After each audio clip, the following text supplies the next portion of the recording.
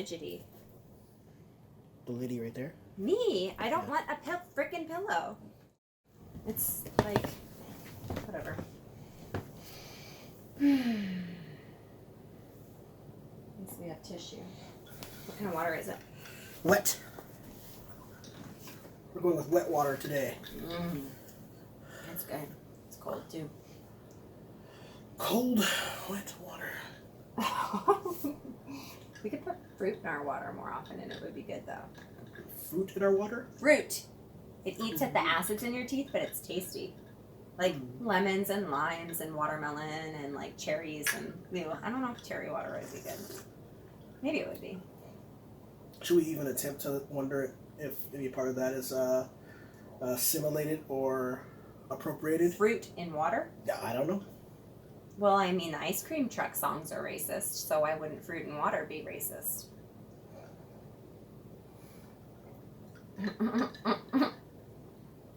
So lemon and limes in water, I would say, might have been a thing on purpose for some citric acid balance for water that wasn't really pure. Like it may have been created. The Mayans probably did it.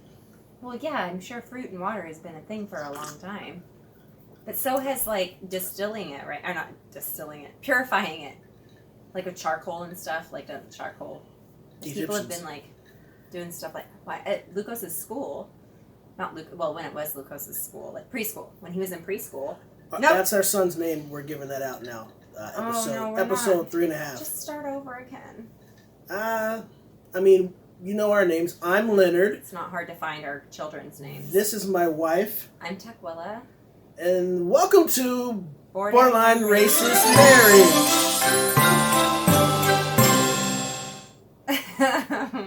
Dang it. Well, we're going to do that? Okay. I mean, dang. We keep having sort of a good time trying to figure it out. Screwing it up. We keep screwing up saying people's information. Yeah, but we just said our actual child's information. Well, yeah, that's not cool. But anyway, at Lucas' school, what are they doing with water? No. It was just parent taught, and like there was always like a stick of charcoal. In water? There was, charcoal in the water. Like a stick of charcoal, like black charcoal, chunk of it. Pop. Okay. In the water, in the nice glass water, Like a jar? Yeah, you know the jar. You went to parent taught a few times. See, when you say that I went to parent taught a few times and that there was charcoal in the water, you also sell me out. To what? I'm supposed to be black in the streets, but black in the streets means like you're an awesome and all of the things parenting related. Hey, look at that! I'm taking a step forward, and I'm giving shock to my kids to purify their palates. Black and male in the streets means you're awesome at all things. Oh wow, black male in the streets?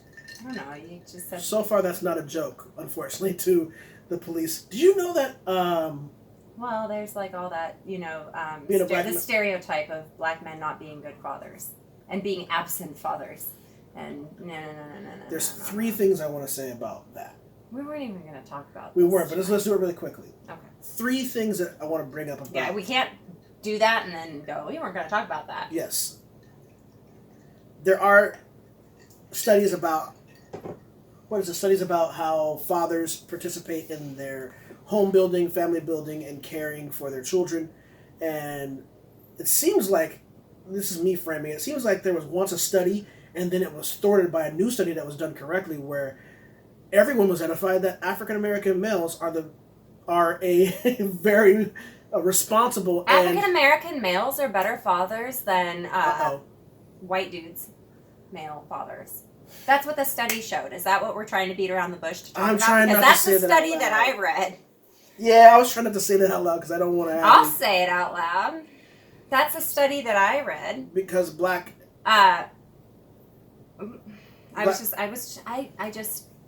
Anyways. Black fathers, African American fathers, ethnic fathers.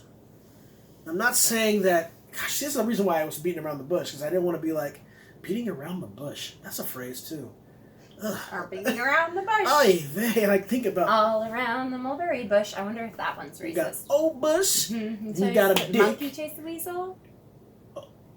What's that? Da da da da da da da. Pop goes the weasel. Is that a racist song?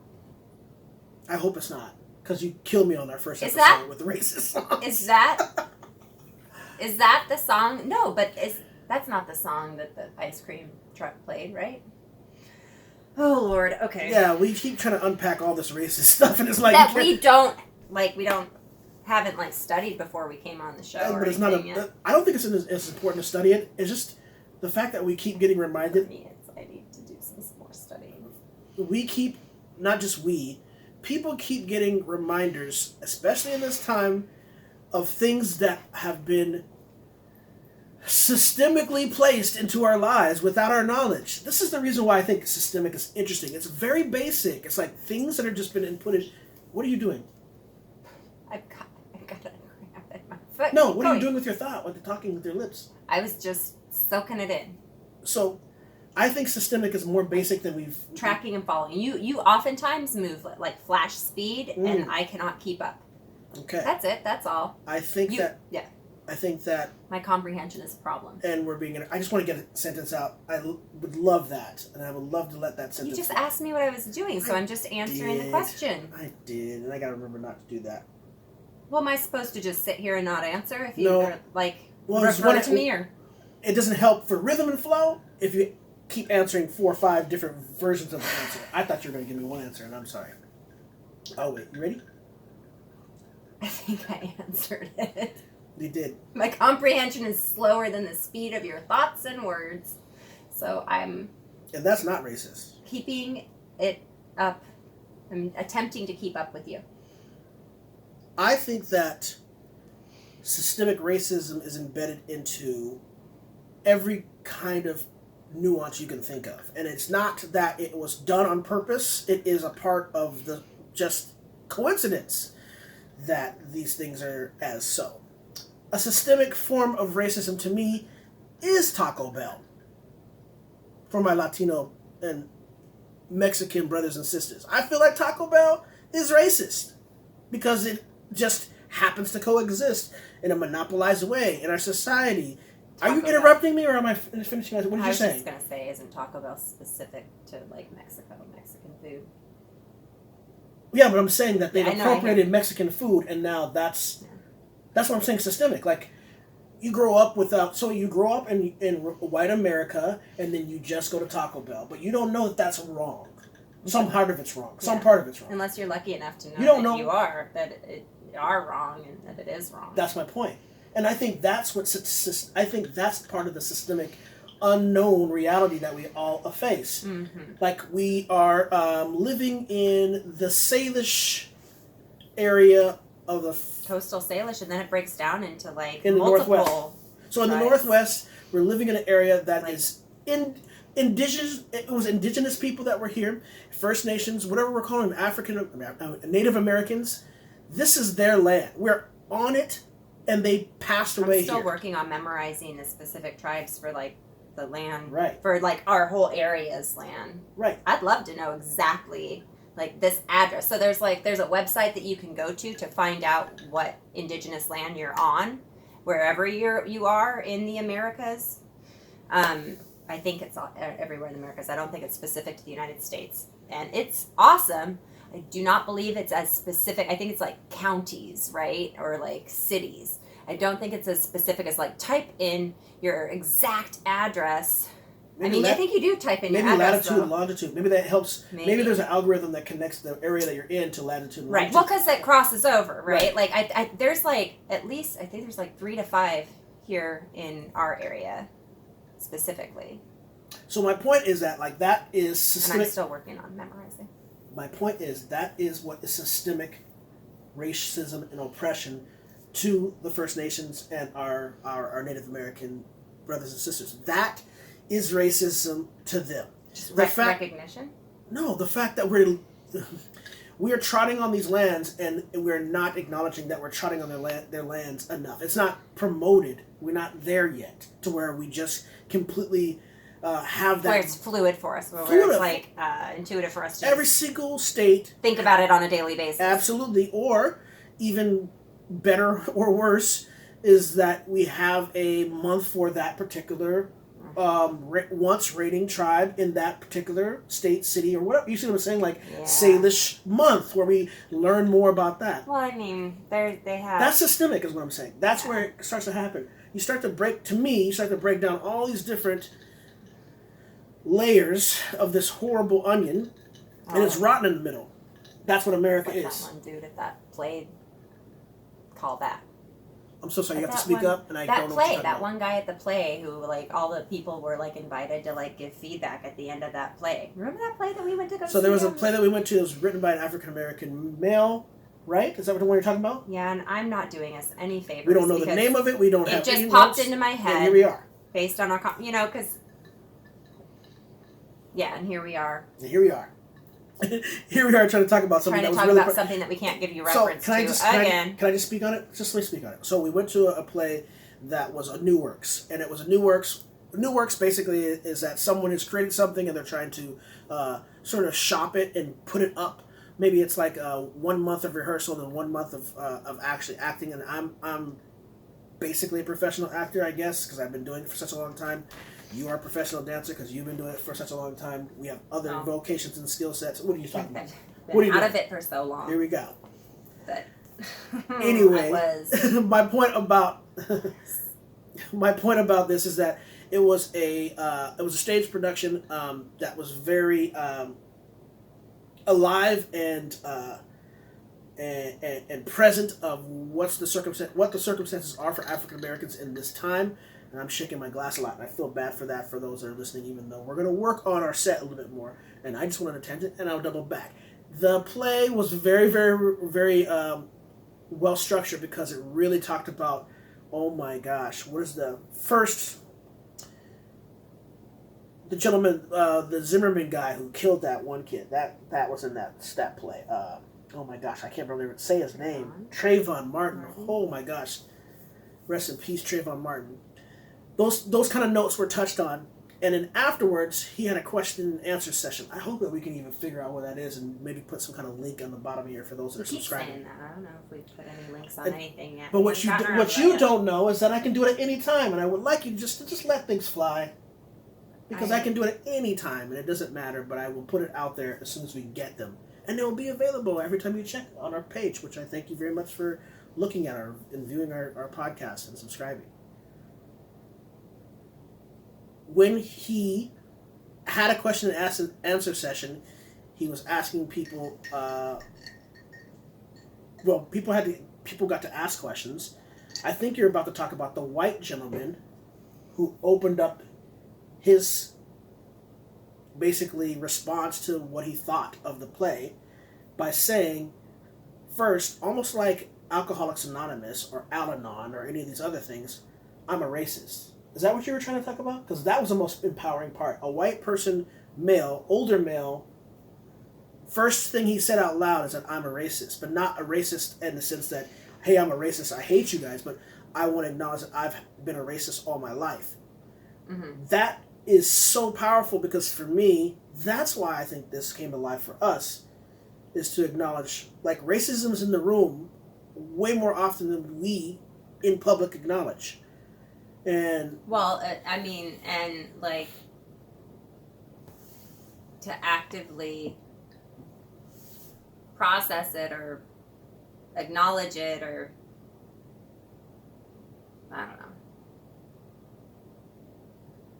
pray it away. I don't know. Anyway. I don't have a complete sentence to give, but it's constant. Racism. Well, every the isms, but yes, racism. Sexism. Ableism. Ageism.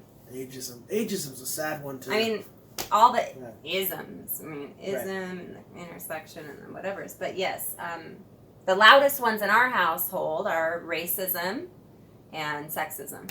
Those are the loudest ones in our household, so that's what we Imagine that, coming to that kind of realization and trying to get in it.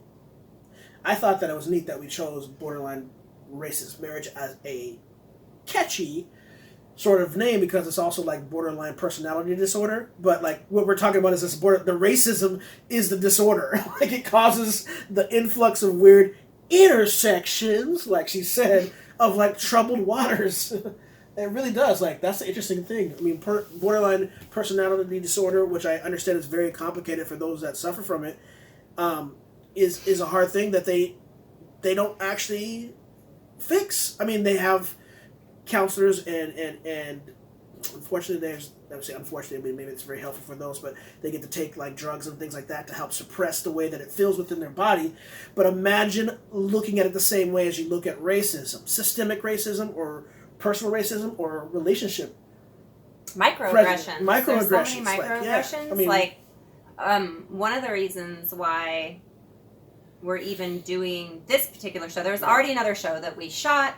It's ready to do this particular episode. Yeah, we're doing this episode, right? Particular episode is only happening right now and going before the one that was going to happen because we watched our second episode.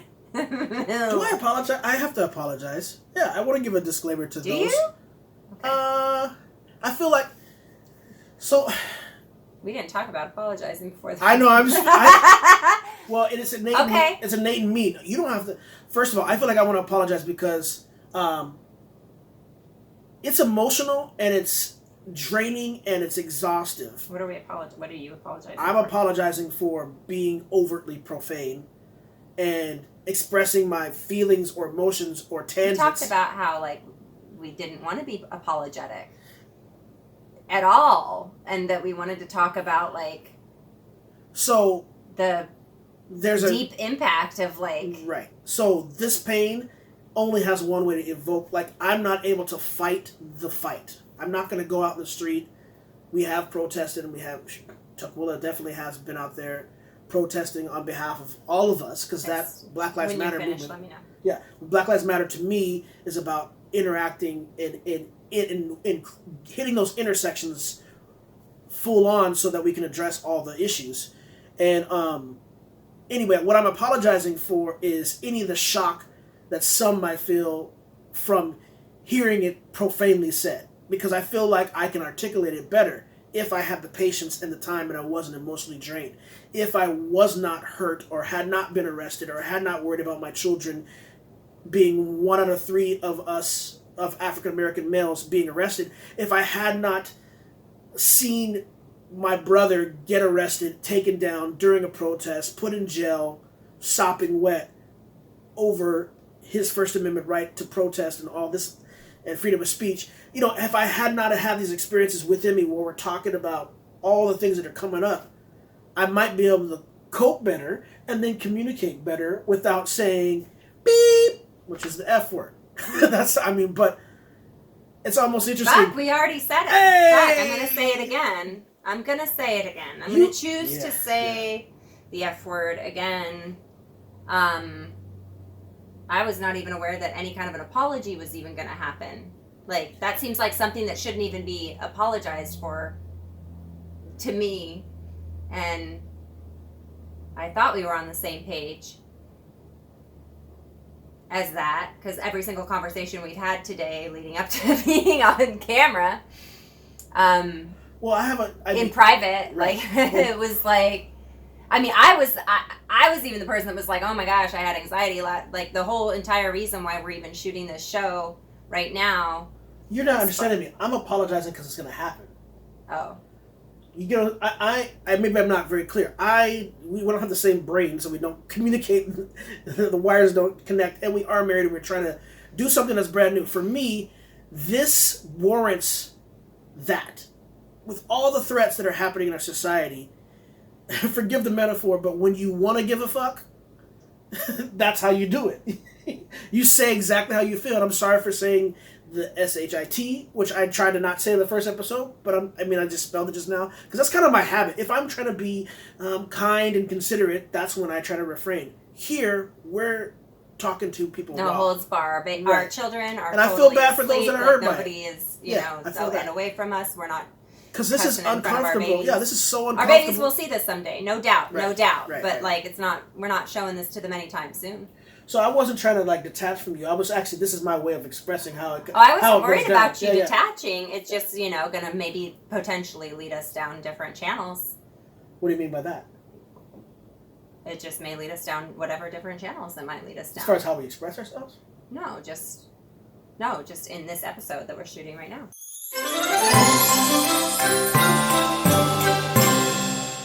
At what point do we stop apologizing for the truths? At what point do we stop apologizing for our feelings? At what point do we stop saying I'm sorry's when it hurts so bad? Okay. That's all, I guess. I feel like you get to take a better liberty at that than I do in this instance. In the instance of talking about anything related to race or influxes. You get to take a liberty of having, let's put this in perspective from my perspective. Some of our allies or white allies get to go off in a way that's crazy over the top. I know that there's some people that are African American that are out there that are leading the marches that are being profane and calling it out and using that acronym, which is what it's called. I know it's messed it up, but all cops are bastards. That's an acronym. ACAB. So I know that there is a truth to that raw aggressive need to just express it viscerally, and we did that and we're doing that and we're not doing that. What I'm saying is that I do apologize for crossing that line within myself, because those that know me in my past know that if I'm there, I'm not very far away from complete aggression. I'm almost more, I might be more of the cliche that the Proud Boys want to see. Because I'm angry. And I'm no longer afraid, and I'm angry, and I'm not afraid of you not liking the fact that I'm apologizing, but I'm apologizing. Because if I go there... It's not about what I like or don't like. Right. I don't have a like or dislike here.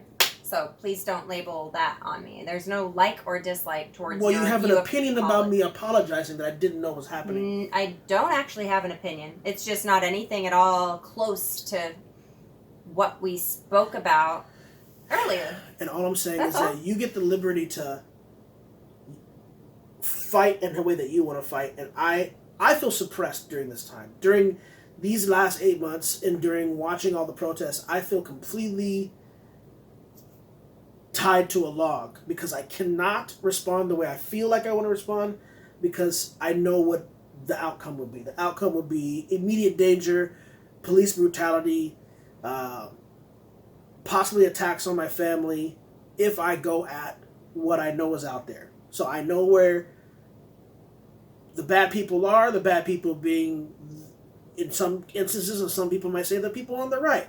So the Proud Boys and the whatevers and the Aryan Nation cats that are out and about. I know how to fight that, but I know that fight is the extremists. Yeah. I know how to fight that, but I also know that the outcome is not going to be positive. We've talked about I feel that in my body on a regular basis. So, we've talked about this off camera.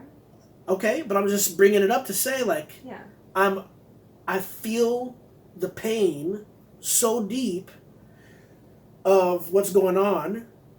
And it's heavy, y'all. It's heavy in our household. It's very heavy. It's heavy because we don't not talk about it. We do talk about it. So I'm just trying to understand. It's heavy. It's heavy because we talk about it. I mean, there are, and we don't represent all interracial couples out there. Not at all. Who are, white and African American. We don't,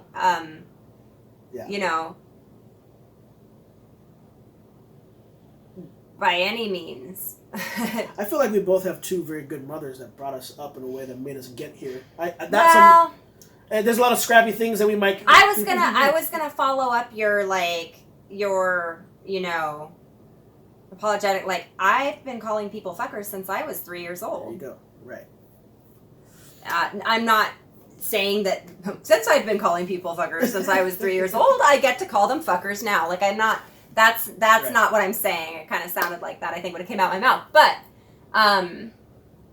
my dad cussed like a sailor. I was, giving people sass and mouth and all kinds of things, since I was a wee little bit. Right, and that's what I meant by liberties. It's like you by design have a greater freedom of speech than I even know. But the stuff that I also do out there can affect and hurt our family too. Right. So. Right. I mean, that's been very real, y'all. Like, that's been very, very, very, very real. And, you know, and even choosing to do this podcast, for goodness sakes, like last night, the whole reason why we're shooting this extra whatever is because I said, hey, you know, possibly there were a couple of reasons. The main reason was that I witnessed myself in the second episode. Like, Leonard didn't even get to finish his sentence on whatever he was talking about. Yeah. You know? And I got carried away in the fun, or got carried away in the whatever. The comedy, because it is. Our house is also very funny. Like, it's real. The comedy you see us playing off each other is funny. Right. But it's hilarious. And we, a lot of the time, like, we laugh. We make fun of all this stuff, too. It's all of that. But, But like I'm watching it and I'm going, holy shit! Like I'm calling myself out in the second episode, and then yet still he's not finishing his sentence and what he's trying to talk about and like finishing his full thought, and I'm totally doing exactly what I'm saying I'm doing all of the time, which is crappy. And I was like, holy crap! You know, seeing it myself, I was just like, wow. Well, then okay. I said maybe we can. I was like, maybe we can shoot something where I can address that, and you know, just be like, I'm sorry, and say I'm sorry. Well, I apologized, like a real apology earlier this morning, or apologize, like you know, and that's sometimes all I can say is I'm sorry, and I'm gonna work to do better, and I'm gonna learn to do better, and then commit to that, and do my best to zip it. Yeah. I mean, I wonder. And anyways, that's why you're getting us tonight in kind of like, well, no, I might show up in pajamas even. You never know with me. I just put on the clothes I was wearing today while I was working. I am not. But we kind of threw all this together very quick. We didn't like prep ourselves at all. This was not a plan. Like, typically we will have some beats on what we're going to talk about or do whatever, and tonight we don't. What is it that you? How did it feel when you were reflecting on what you, or after you were watching? Oh, well, just like, you know. What did it feel like? Well, it felt like I was an asshole. That's it. It's crazy. I felt like, oh, geez, like that's really asshole. I mean, that's. So, do you think it feels like you're an asshole, like as a friend person, or you feel like you're an asshole, like in the general sense? Because I feel like we keep complimenting how we're trying to do this. I'm gonna use my phrase. This is my activism. Like, I'm not able to go and get at it, and I'm hoping that for safety of our family. Like, if we didn't have children. Yeah, we might be out there in you know. This podcast would not be happening. Well, it wouldn't be happening if we didn't have it. Yeah, we probably wouldn't even have this podcast if we had not. For a lot of reasons. Whatever the case may be. But what I'm trying to say, what was I trying to say here? Like so I feel like when I'm talking here and I'm trying to speak about points, I'm also trying to like reflect on what people that might be viewing it are thinking or talking about too. I'm not reflecting on any of that. Right, you're coming from your core, so that's why. I've got to be honest with you. I'm not reflecting. Here's the thing. I was like, whatever, we're going to do this thing. There's going to be like 5 or 10 viewers. It's going to be like whatever. But it might be important to people, and that's what I hope that it is important to people that. I mean, I had my first. So this is. Can I just take a tangent for a beat? For me, I was gonna. Well, actually, I want to ask this question. I'm cool. I want to ask you, like, and I don't want to make you say more of an apology, but I want to know, like, what did it feel like when you do that? Because I feel. What did it feel like when I was in the act of doing it, or what did it feel like when I was like reflecting on it? The introspection of like, dang, that's. I mean, did you feel like it was counterproductive? Did it? No, well, quite frankly, like I was watching the second episode when it happened, so I was like, oh, I would have really liked to have heard what he had to say. Ah. Yeah, and it's my fault that those words didn't get to escape as, didn't get to make it into the air. And it was my misunderstandings or trying to figure it out, because I'm sitting next to you here and I'm your wife, and so I'm like trying to understand, and oftentimes like my trying to understand tramples on my understanding. Oh yeah. Because I'm not just like just shutting up, honestly. Yeah. Just sit down, shut up, and like just listen, experience it, and then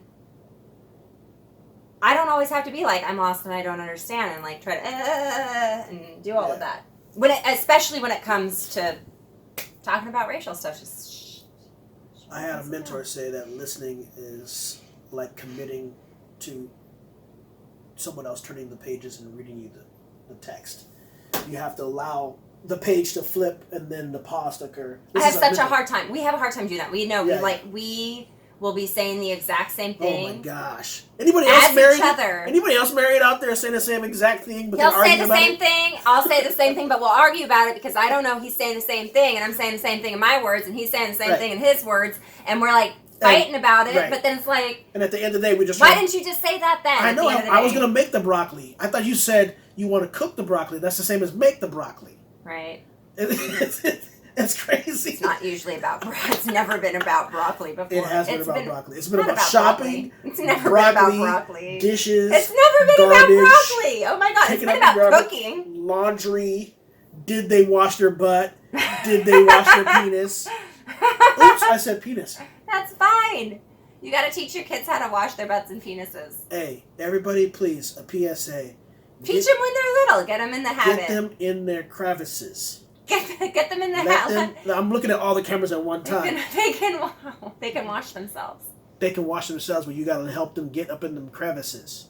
When they're little. Please. What on earth?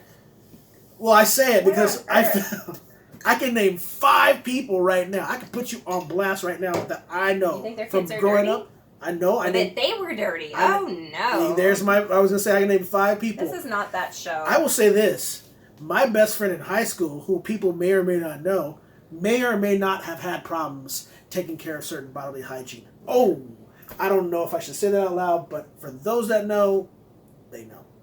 Well, I mean, I've had trouble. My armpits can get really stinky. When I was in college, I used lemons under my armpits. What? Yeah, and I used clinical deodorant. Like the one that's on the ball, the little ball thing? Do you remember that deodorant that had the little ball with the little water liquids in it? Yeah, I know I tried clinical strength stuff. Clinical, I don't know if that's a clinical strength. And I used lemons. Did that work? Well, okay. First of all, I was in a leotard dancing like anywhere from like 4 to 8 hours a day. So you're gonna sweat, hopefully, right? If you're healthy, you're gonna sweat. So you guys didn't use antiperspirant when you were doing ballet? Yes, I used. Well, okay. Yes, I used deodorant. Okay, I used deodorant. Okay. Okay, like all the florally girly and whatevers, lemons. and those were not strong enough. But like, well, no, I would pack some lemons, and it was nice to have like refreshing cold lemons, as long as it's not like freshly shaved. That stings. Don't do that. You haven't clarified. But in between classes, so you've got like 10 minutes to get to your English class from your dance class. So you like, after I'm like, I would like splash water, and then like lemons just felt fresh. And I don't know. I don't even know where I learned how to do that. You guys would go from like sweaty room leotard. Oh my god! I would throw overalls on over my ballet tights and leotard, and then have to go sit in my wet sweat. If I had time to bathe, like they had showers there. They had a shower room. There was like 3 or 4 nozzles. There's no time. It reminds me of like in high school when you have 5 minutes to get from the third floor to the first floor. It was like that because our campus was like all over the hill. So I have 3 questions. We had to ride in vans or walk. I would walk. Did the lemons work to stop your stank? Yeah. Oh. I felt like they helped. Oh. I didn't know that. So it did work. I felt like it helped. Have you ever just like squeezed the rind of an orange or lemon? Yeah, I mean, I know what's going on. I didn't know that was a thing. Yeah. So I don't have that correlation, but your lemon story reminded me of growing up in a naturopathic environment where like a bunch of hippie stuff is going on, because that's where it's like, rub some burlap on your armpit to get rid of Patchouli. It would have been patchouli. Patchouli! It is patchouli. A lot of the... I grew up with that stuff, man. I'm not going to lie, man. A few of the folks who are still heavily involved, I've heard it like 2 or 3 times from elders who are still heavily involved in activism that they're like not into the tie-dye and patchouli or like... They're not into like the old school like, stop hippie. being, like, don't do that. That's Well, not the point. They did that in the 60s movement. well. Yeah. Oh, like don't... Oh. Everybody's going to miss the point of the movement when there's a movement. Wow. So, a lot of people are just going to be like, it's a party! And it's, dude, you know... that happened with that with Chop. Chaz. People just started shitting hippie out, man. Yeah. Like, they're like, okay, I don't have to shave my armpits ever again. Well, no, I think they were already not shaved. They don't have to shave their armpits But here's ever the thing. again. Who cares? Your guys' homie, the mayor of Seattle, Jenny Durkin, who actually out loud to the She's a world hot mess. said, well, it's a summer of love. Oh, good God. Dude, I'm out there. I mean, it's crazy. Anyway, It's because she read all those history books in her classes during the... 60s? How old is she? I would say during the 70s. There was no summer of love in Seattle, Washington. I mean, people were having a good time, but it got crazy and people passed away. 3 people. I saw one guy get shot. Wait a second.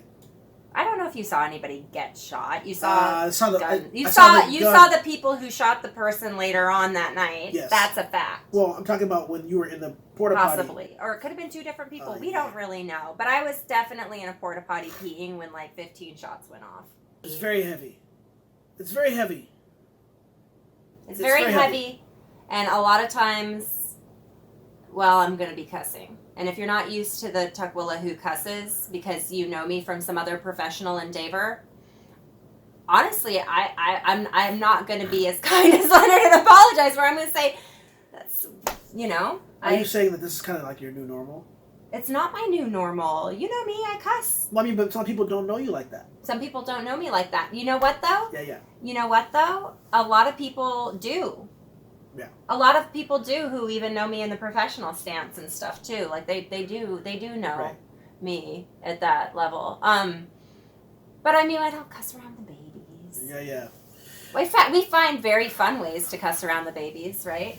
Cheese and rice. Cheese and rice, which our son now says out there in Catholic school. That's tough. Cheese and rice in Catholic school feels a little bit like too sacrilege, maybe a little bit. I don't know. That was my other reason for wanting to do this show. What? Is that I was like started to get anxious after. Oh, you were talking a little bit about this. I misread whatever you said to me about some of the feedback that you got about our expletives. Okay. And but things start setting in, right? I'm like, oh my gosh, like you might not get hired for a job because of this podcast. I might not get hired for a job because of this podcast. Our children might get harassed because of this podcast. Our children might not get into schools, get kicked out of school because this is because we're are we being ourselves at home, and maybe they're like, oh, that's not what, you know. Should we have just talked? That's not what Jesus would do. Yeah, and should we just talk at home and pray on it and meditate on it and do all those things like that? That works for some people. I mean, it could work for us, but we accidentally on purpose chose to do this. I think, can I just double back for a second and double back way back? I think that we actually organically thought about doing something like this with innocence in our heart. Yeah, this was over a year ago. We wanted to do this because we wanted to just shed a light on our experience as parents of interracial children that are about to, we're trying to seek out a school. Who were in private school to begin with, from like kinder-taught little baby. Kinder-taught, which is one, what is that? Kinder-taught? Like parent-taught classes, which is age 1. Right.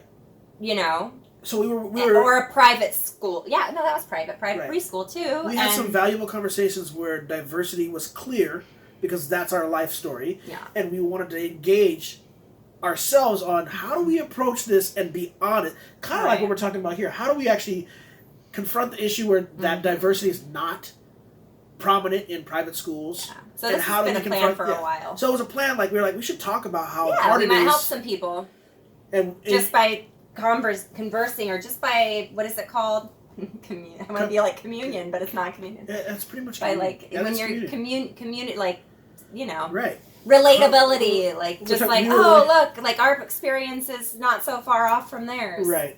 Or maybe it's way far off, and you're learning something new. I don't know. There's a lot of struggles that we went through just trying to figure out what school to go to. Oh, there goes one of your 5,000 alarms throughout the day. Oh my gosh! I got alarm clocks to wake up. Me crazy. Oh, this is not going to get used. That's weird. Well, because you will be asleep, taking a nap, and one of your 5,000 alarms will go off, and like, I'm in the middle of something, the kids are whatever, maybe Peanut's about to fall asleep, and like, one of your alarms goes off, and you're not there to handle it. To handle my alarms. Yeah, or your any beepers. Beepers. Yeah. Gosh, I had a beeper. Wait, that just gave my age away. Like, I had a beeper. I had a pager. That's a beeper. I know, but beeper, that does show your age. Well, there's a song. Beeper. Beepers. Beepers. Is there? Yeah, there was a song called Beepers. I feel like it was Sir Mix-a-Lot? I've never heard of that song. Some song called Beepers. Y'all know. I've never. Anyways, the microwave, the oven, the coffee pot, I don't know, it could be anything. It's beeping. That's not my alarms though.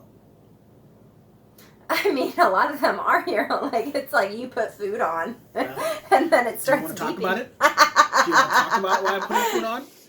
Because I have a lot of anxiety surrounding the kitchen and cooking. That's based on some childhood trauma and just. I can't joke about it when you say it like that, and it's right. Well, it's right. Another reason why there's borderline, like, because there's some stuff in here and in there, and man. Did you want to talk about any of the other subjects that were popping up in your head that were really kind of impactful to you this week? It's interesting because now that we're alive in this idea of like shoot that loud car. So I'm bounced way back over. I'm sorry. No, please no, don't do that. Just go ahead and say your thought. Well, I looked over here and read this thing. Okay. And I was like, I mean, even now, since the summertime, and since being more involved in things in our own community, right? As far as like even just being a little bit more involved in our community, as far as any kind of activism or showing up or speaking out or calling things out, and right. Publicly on social media, whatever it is. Now we gotta worry about it or think about it. Like we get home from Costco and we're unloading the car. A super loud car pulls up and it stops in front of our house. Like, we're not talking about loud music car. We're talking about like doesn't have a muffler. A muffler. And we live on a street that doesn't get too much traffic at all. It's like odd for somebody to pull up and stop at our house. So in front of our house. There's 10 houses on our block. It's a dead end. There's forest on one side, 10 houses on the other.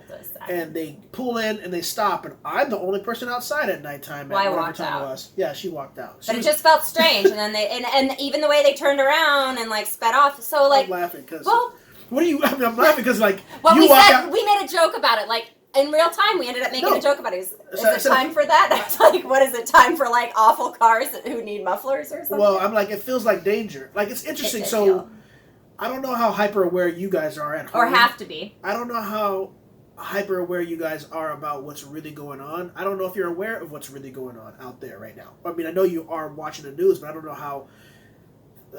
What's the word to describe like what it's like to physically kind of like being. Some people are dramatically affected by what's going on, and getting closer to the election, and knowing that there's still a large, what? I was just saying 2 weeks away. Yeah, and there's knowing that there's a lot more pain to be felt. Unfortunately, you either need to be hyper vigilant or you need to be hyperactive, and like you got to be aware. You have to have your head on a swivel and just watch your back. So I'm out there and I'm just getting stuff out from a Costco run. And that car coming in, revving up, and tinted windows, and stopping at our house to turn around, felt uncomfortable. Not uncomfortable. I wasn't fearful, but the crazy part is, I was laughing because the you came out like a weapon. Like you're like, okay, no, oh shoot, no. Did I? No, they know. My babies are in the house. Yeah, I didn't. Like, No, I didn't know. You came out all of a sudden instead of helping me. She wasn't helping me take any of the stuff out from Costco run. Now we've got danger out front, and then she comes outside. But there's a lot of that energy right now from your new. And that's not the first time after doing some type of action that something like that has happened on our street. And by action, you mean this is where we're going to define things. By action, I mean like going to bat. Even if it's going to bat on social media and calling out racist businesses in communities that we are in, and doing it, I'm not doing it under a false name, and I'm putting myself out there, and I'm being who I am, and it's easy to find us. And so it's like, and you got our children are on her feed, and I'm on her feed, and you can pretty easily find out where people are when they start acting up or confronting things. And so this is something I want to just say intimately for me. Like, I'm seeing a lot of young people, peers, people you actually taught, and other people I'm seeing, because that's the only frame I have of who's paying attention. These young people are blowing my mind away right now, and I hope it's really easy for them to just get into it, because they're saying some of these phrases I'm going to muddy up, but it's like what's the part about racism, not saying something is racism, or what is it called? There's a phrase where it's like, you're not, if you don't say something, you're not active, silence is violence. Silence is violence. White silence is violence. White silence, oh Lord. Is that what you're looking for? Yeah, stuff like that, man. They're promoting white silence as violence, and these are white young women. These are 18 through 20. Yeah, man, it is blowing my mind because, jeez, dude. I'm sorry, I'm about to feel it. It's blowing my mind because having been in a room where there's nobody to protect you as an African American male, and having no backup plan except for your mom miles away or at work, and being scared, and having these young people, these young people right now feel like I worked in security for years, and I had a whole crew of dudes, and we fought big fights. We're in a lot of big confrontations, and I've been in a lot of scrimmages, physical altercations, and the power of people's will,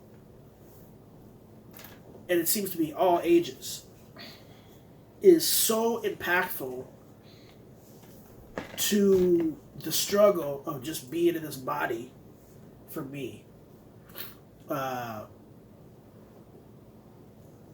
It feels like these people, all of you who are confronting it online and saying it, there's a guy I want to hug so deep because I've been catching wind of what he's doing. Caucasian warrior right now for the fight. He probably thinks he's not doing enough, but he's making my heart sing, because he's out there, just like you were saying, putting all his fucks on the line and saying, you can't talk like that. Don't do it. You know who I'm talking about. I'm trying not to say anything to Codex. But he wears those really funny shoes that kind of grip each toe. You know what I'm saying? You know what I'm talking about? The little fancy shoes, that guy? Yeah, and I love that man. And I'm just saying, I'm trying not to say names, because I want people to be kind of have their own whatever it is. We can't be complacent and afraid to mess up. We can't be complacent and afraid to continue to screw up. That's not I don't even want to say dang it, I didn't want to be crying on a dang podcast. It's stupid. We told them that we would be crying. I thought I was going to cry. It really feels crazy how much. So we gotta keep screwing up. Hold on a second. Let me finish up. my sentence, please. I love you very much. Thank you. I just want to say this one thing. It feels crazy to see these people represent to me protection for my little men, my 6-year-old and my 2-year-old. They feel like a wall of contention against evil and negativity and racism. Yeah. There's people out there. You guys are doing stuff for the next generation, and I know it because I have them in my home, and I know that that's the power we're talking about here. This is not rocket science. Well, I just want to say that like it's not. Damn, I want to get out of frame. Perfect. I'm crying. Go ahead, you talk while I'm crying over here. Please don't get out of frame. Got me snotty now. Go ahead. So I brought these in. Yeah, that's not. I don't want to blow my nose. I can't blow my nose on camera. Go ahead. Why? It's loud. Well, I would blow my nose on camera. You may blow your nose. Like, why can't we blow our noses on camera? You guys want to hear what it sounds like to have someone blow their nose on camera?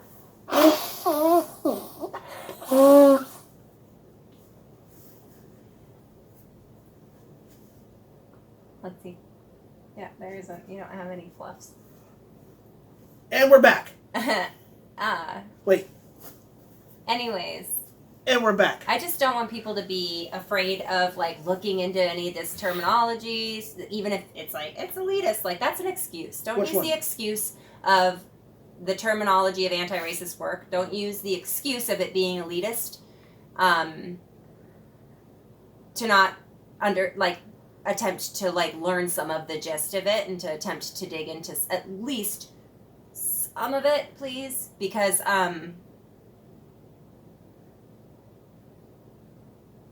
it's not just elitist. You can Google this stuff, you guys, and the information's out there for free.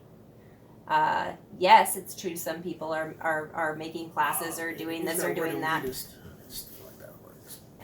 That's the word that's being thrown around and used out there, so that's the word I'm choosing to use. Okay. There are a lot of people going like, that's elitist and DDD, and it allows people to just kind of like live in their little white world of like...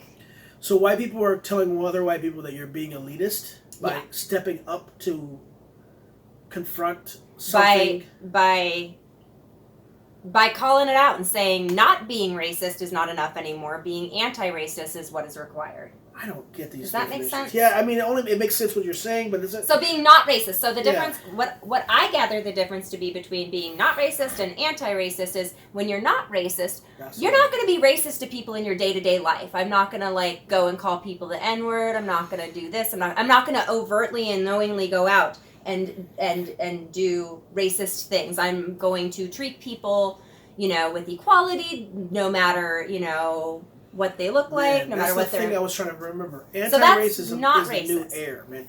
Anti-racism is a new air to me. Like, I love that idea that people are going to try to be anti-racist, that people are doing that. Yeah, I'm sorry. Anti-racist, so that's not racist, right?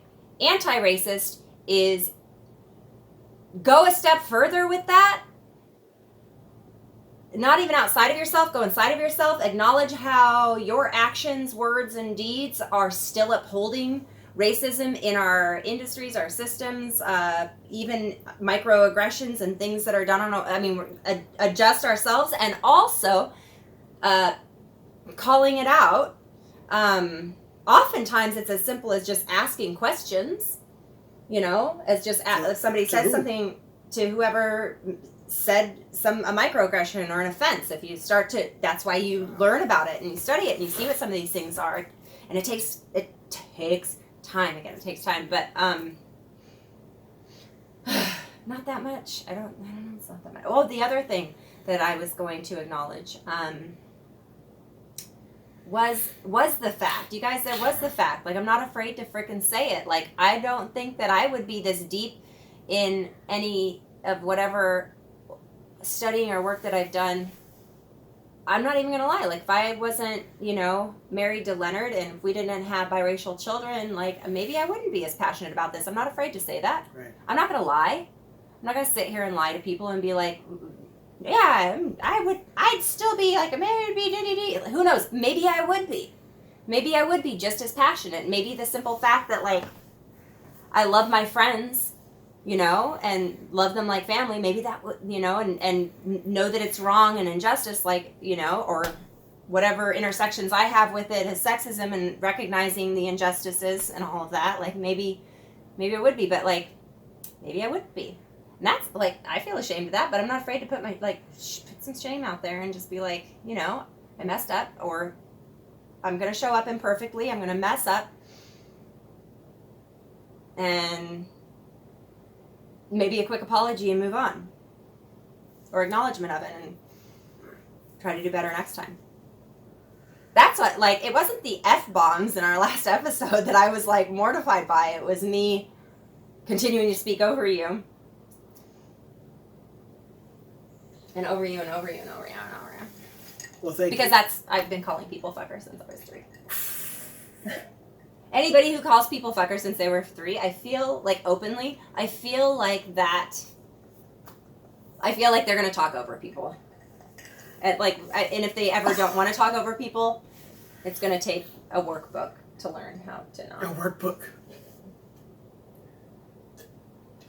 I feel like there's seriously anti-racist workbook. You can look it up. Oh, yeah, that's a good thing. Or even just like a really great starting point is Ijeoma. I'm gonna butcher her last name. Oh man, I can't do that. Ijeoma Oluo. I hope I didn't. Sounds she really right. Is a local author who wrote "So You Want to Talk About Race," and that is a phenomenal place to start as well. The book that's "So You Want to Talk About Race." I think that there's a blessing in this tumultuous, weird time that, and I love God, so I'm going to say it like that. I'm going to say there's a blessing going on right now where we get to pay attention. And I remember being young, and I used to go in the summertime with this pastor at this church called Mount Zion Church, where we'd have young boys and young men to be get educated. And I don't know what it's like when you're a young Caucasian gentleman, and I'm sorry for just pointing at them and not every other race, but young African American males are taught to at very young age about becoming men, and not in the collegiate athlete sort of way or the way. Dominate CEO type of way. And I'm only being cliche about what I think white men are talking to their boys about, but in a strong, you have to get ready for the world, and this is what the world is going to bring to you. As an African American man, you have to stand with your back upright and walk tall and walk proud and have a presence of you, of God within yourself, like all these different empowering things. And in my time at this church, where all these black young boys, I don't remember how old I was, but we would sit there with this pastor who talk to us like a father, which I still don't even know if he was. He probably was a father. I didn't know, but we would all get together, and he asked the question, how much does it cost to pay attention? And I remember going, oh, this is my favorite type of question as a young kid who had a scientific brain and fully artistic. I loved that kind of stuff. He said, how much does it cost to pay attention? It was a trick question, and I watched a lot of our friends kind of struggle with, well, I don't understand what that means, but like what I'm saying about this time is like you don't have to do anything to pay attention. You just have to be alert. And you don't have to hurt yourself to be an activist. You don't have to ruin your futures possibly by doing a podcast. But what you do need to do is pay attention. That helps enrich your spirit if you're aware that you're on indigenous land. Her name is Tukwila. Oh, are we talking about that now? No, let's bring it up. Should we bring it up? I feel like I'm about to cry again, but like my last name is Jones. Let's talk about our name. My last name is Welsh. Let me just talk about my name right quick. My last name is Welsh, Jones. My mother, very beautiful being in my heart, studied Swahili, and her professor gave myself and my little brother, who's way bigger than me, by the way, Swahili names. My Swahili name is Ruhumu, right? My name is Leonard Carlton Jones. My mom named me Leonard, not Leonard, by the way. I used to fight and get into arguments when I was little about that pronunciation. She named me after Leonardo da Vinci. She had this phrase that's age old, where she was like, when you have your child in your womb, you can pray for a philanthropist, a warrior, or a teacher. I think that's what it is. And forgive me, Mom, if I'm messing it up, but something along those lines, or artist or something. I don't remember what it was, but she was going to name me Langston after Langston Hughes. She chose to name me Leonard after Leonardo da Vinci. Carlton, I have no idea where that came from, and except for the fact that my dad's initials are LC Jones, and Jones, which is Welsh, and it actually means son of Leon. And what's crazy, thanks to Ancestry.com and 23andMe, I got Welsh in me.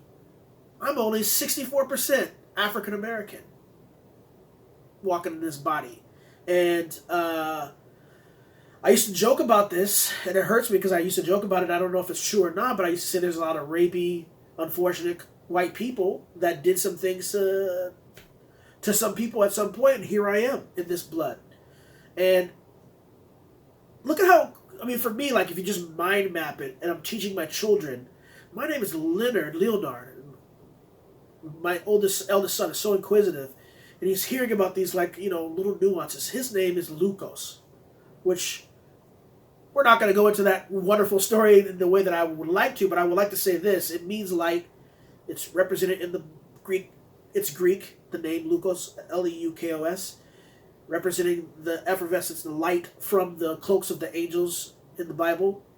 And their wings, like the brightness of their wings, that's the energy that comes from that. That's what that means. And so that's kind of bred in me to kind of like be in kind of unique and creative in that way. Plus, your name is very creative in that way. But what I look at... Sorry. Yeah, her story's going to be funny.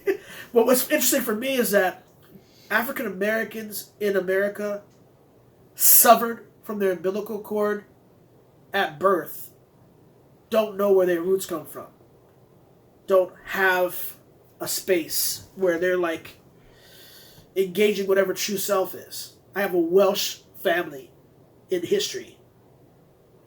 And I don't like them. I mean, that's normal to not like your family, but I don't like the fact that they exist. And I'm here. And question the how and the why this has to be so tumultuous. And it's clear that it has to be this way because we as human beings are not able to evolve. And we're scared and we're fearful, and that's part of the way that we dominate, I guess. But it's an interesting paradox, Tukwila's name is what? Coastal Salish. And I don't know. I looked it up. Specifically. Well, but I don't know specifically. I looked it up. How to say it? Well, the only information I've been able to find online thus far, which is the only thing I have to go from thus far, other than the random run-in with when I worked at Walgreens many moons ago. A customer came through my line and saw my name tag and said, "Do you know what your name means?" And actually, I wish, we didn't have phones back then that could record sound, because I would have recorded him verbally saying it, because Tukwila doesn't even sound like Tukwila in its tongue. It's not even spelled that way. Like, the K is more of a G. Apparently, that's the only thing that I remember from what he verbally told me, and then he pronounced it a couple times, and I pronounced it back. But this was 20 plus whatever years ago. So, but it's a Coastal Salish name. It means land of hazelnuts, and I find my name to be very interesting because. Oh gosh. Why are you laughing? I'm sorry, but how your name was. Well, it was. I'm sorry. Well, it's road signs. Now everybody knows, and I can't make up cool stories. Yeah, I can. I can still make up cool stories. I used to make up all kinds of weird stories about my name. Really? Mm-hmm. Like what? Well, just anything. Do you remember anything that you did? Well, first of all, I used to make up, popular 80s names that I wanted. Like, I liked being called Tiffany or, Courtney. Wait, so you changed your name? Yeah, I'd lie to people and tell them, because I just didn't want to get made fun of or talk about it or that. Oh. When you have when I was a kid, when I was a kid, I'd be embarrassed or whatever, and people would make fun of me, and they did. That's fine. Have you ever addressed with your heart the appropriation of such a weird thing, like to have that name and not be attached to it? What do you mean? To have that name given to you. Have you ever questioned your parents or whoever gave you the name and wondered why we? Well, we've been estranged from. I've been estranged from my mom for a couple of years, so, and from my whole family, from my whole mother's side of my family. I'm questioning why you were given the name Tukwila, and the story as to why I was given the name Tukwila is because my dad owned a bar and saloon up in Alaska, and my mom was in nursing school, and to get to the airport, you'd see the signs Tukwila near the SeaTac airport, and that was that. If I was a boy, I would have been Tuck. I'm a girl, so it's Tukwila. She knew that was my name before she was ever pregnant. Like years before I was ever even conceived, years before whatever, she knew my name. So that's my mom's story. Now, digging into appropriation, I joke about my name when I introduce myself to people. I go, I know. I say it's an appropriation of an appropriation. Like I'm a double entendre appropriation, I guess. Like because the name Tukwila, as it's spelled Tukwila, is an appropriation of another spelling name in Indigenous and Coastal Salish. Well, yeah, like all of the stuff around here, Puyallup. Right. Like you name certain, area. It is and it isn't. Like they spell it in English letters. What I was going to say, so even the diction of how it's really supposed to be pronounced. The diction of how it's supposed to be pronounced have a lot of the ones, I think, are off and wrong, and we don't get to have that education. I mean, I'm offended widely spread. And so I say I'm an appropriation of an appropriation. Yeah, that's deep. So I'm a white girl with an Indigenous name. And that's people not even... you've been mistaken as Native American. For my whole life. But there's some people who are shocked right now to find out that I'm not... I've been mistaken for Samoan. For my whole life. I've been like Samoan, Hawaiian... maybe Samoa, like most of the time, though. And people always, especially also because my father had very close connections and a lot of friends and a lot of like family friends with people. Yeah. Like we have a lot of Indigenous art. We have not a lot of Indigenous artwork, but there was a lot more when I was younger, and we would have people who are Indigenous who would come through like doing the powwows, and they'd stay in our lot, and we'd have bonfires, and my dad would trade with a lot of people and would go onto reservations and like. So there's like, so a lot of people are like, well, there's something in your family and maybe you don't know it. But we did your I can't remember what thingy too. I can't remember what my thingy even was, to be honest. I bring it up to just say like the so interesting. Did we do? I don't remember my thingy. I don't even know where that information is. This is random, but I can't stand that Mount Rainier is named Mount Rainier versus Tahoma. If it was named Tahoma and they changed to Mount Rainier, which I hear is a sailor that's not even from the Northwestern region, who never even came to this land. Right. That stuff, man. There's even a beer named after it. There's a beer. There's a whole beer with the fancy R. Rainier. That was my dad's favorite beer. You guys don't know? That was my dad's favorite beer. I'm actually really like Denali was the one that Barack Obama, I think he's the one that helped get Denali. Am I wrong? He did something with some mountain. I feel like this is a good mid-term episode, impromptu, in the middle of like what we're trying to do, because we just wanted to be there. And can I just give you a hug? Let me give you a hug. Thank you very much for apologizing.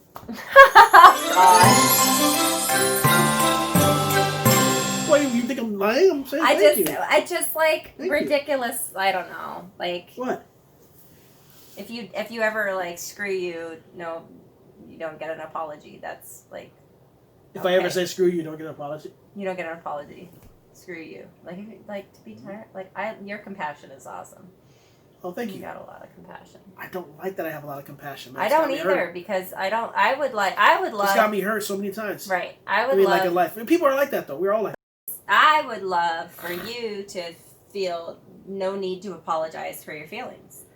I'm bred that I way. would love for you to not have to say I'm sorry, and then it's telling your truth. I would love for the truth to just be like, well, this is the truth, and to not have to feel like you need to be apologetic for it. I feel you. I know this is a random weird segue, but I know that it's kept you safe to be. It's kept me safe. It's kept some other people safe. I'm sorry, that was kind of messed up. But can I do something? Can I do something? My own PSA. We're about to wrap this up, but I just want to say something to the Proud Boys. Oh, what? I have a message for you, Proud Boys. What? I didn't tell you about this, but I have a message for you, Proud Boys. From who? You guys have a chance. From me. Aliens? No, from me. You Proud Boys out there. You guys, you can lean forward too. Come on, put your face up in here. right next to my face. But I'm not co-signing this. Yeah. Let me finish it. This. Proud Boys. Hey. I'm not going to co-sign stuff. Hey, my name is Leonard. I'm African American, and I have Afro, and I'm married to one of your people, based upon your rules, not our rules or everybody else's rules. There's a very small percentage of you that are calling yourself Proud Boys, and I commend you for formulating a group. But the fact that you guys are supporting the dude that probably won't make it as president, and even if he did make it as president, I just want to just remind you a couple of things that's being ruined on his behalf that you guys should not back. And you have a chance right now to go vote, and then vote not for him. He's ruining snowflakes. 2 weeks, actually. The last time to register is this weekend. Write that down. But Proud Boys, this guy's ruining snowflakes. You guys can't have Super Bowl the same way you were going to have Super Bowl. I love going to church during Christmas. Are you going to church during Christmas? This guy, you can vote him out, and we might get Christmas back. Because he might race to do it. And what I'm saying is you can fix this. This is time. You can hate me. You can hate me because I'm beautiful, and I understand that. I'm really, really moderately attractive. And I want to just tell you that I respect you as human beings, and I think that you should go take this opportunity to vote against your new standard norms. I'm sure you may have voted for him in the very beginning, and I'm not saying that I'm not a Republican, because I'm a Republican that's always voted Democrat. Write that down. But what I do want to let you guys know that you're having a lot of things that are being taken away from you, and it's because of him. And I feel bad because I love picnics and barbecues too. Thanksgiving, for God's sake. I'm glad that the turkey count is probably going to be lower than normal because people aren't going to cook as many turkeys, and I'm a vegetarian. I feel like everybody's going to be cooking. I think there's going to be more turkeys because everybody's doing their own thing. I don't know. Are you guys all cooking turkeys out there, or are you guys going tofurkey? We don't eat meat. We don't eat meat like that. But what I would just want to remind you guys as Proud Boys, like, you know, I'm sure your bug out bags are packed. You can unpack those bug out bags. You know, put those bullets back on the rack. You know, imagine what it's going to be like with 4 more years of the weirdetry that you guys can't, you know, we all can't figure it out. I mean, I want you guys to be able to roll around and put your diesel in your diesel truck and bust a move and have the flags. I think that's cool. I love flags. I'm a patriot myself. But I just want to give you one opportunity to hear from me, a guy that's black, and let you guys know you have a chance to vote against the guy that is ruining everything, and Santa Claus. Did you know that they closed down Broadway? You probably are like, oh, I don't care about the Broadway situation. I'm a little bit emotional about it, but I think Broadway wasn't really like artists. They don't like artists, but I think that Broadway was probably only good back when Cats was there or something like that. Oh no, Hamilton definitely rocked the house. We didn't get to see Hamilton, but we could have gone to go see our family. You can watch it online now. You can watch it online now, and I know that's cool. Or but you're probably missing out on something. Daytona 500, or what else do white Proud Boys guy? Monster trucks? Monster trucks? Wrestling? You guys are messing out. You can't even go to it. I have no idea. But my point is, going to the gun range? Can they even do? You can go probably do that with their masks on. I don't know. You probably can go to the gun range, or you probably join the militia. What I'm just saying is that this is your opportunity to stop. And I just wanted to give that PSA moment right there and a segue about apologies. You don't have to apologize. That's what this message is all about. Don't apologize for all the messed up things you just got through doing over the last 8 months. Don't apologize for that. They've been doing it for a lot longer than that, okay? Some of them are new. We had one of their trucks drive down here, like... Some of them are brand new. It was like 2017. Some of them really, like, are brand new. And they're like, with their flag on their street. No offense. I mean, there's a couple of third-string running backs. That's kind of a backside. Are you talking about football now? I'm saying that some of the Proud Boys are third-string running backs. Oh, like, are they actually employed by the NFL? I mean, it could be that they were employed by NFL, or it could be that there's 2 other black people ahead of them. Oh, I don't know how I'm not trying I don't know how to translate those jabs, but that was... I wasn't trying to give a jab, but I realized it was a jab when I said it. That's pretty much it. And microaggressions can go ooh, is that a micro... Eventually we'll get to the place where microaggressions can go the other way. Can I do that? Did I just do that? Well, yeah, but it doesn't count systemically. But what did they say? Who? What would they say about what I just did? They wouldn't even know what the word microaggression is. They don't get that far. They're very smart. Well, I mean, they might get that far to, like, try to throw it back to people, like, because I've had some of them throw terms at me that I don't know that I need to Google. And First I'm of all, wow. I just want to commend. I know that there's a couple of dudes that are similar to Proud Boys that have already liked our podcast. Oh, yeah, that's true. I forgot about that. I give you respect. I'm glad you think it's funny. Thank you for that reflection. First of all, thank you everyone for all the comments that you're giving, and thank you for watching. I really do think it's cool, and I'm excited about seeing whatever is going to go down in the situation. Do you have anything you want to say in closing? Love you. Elephant shoes. Thank you for tuning in to another episode of Borderline Racist Marriage.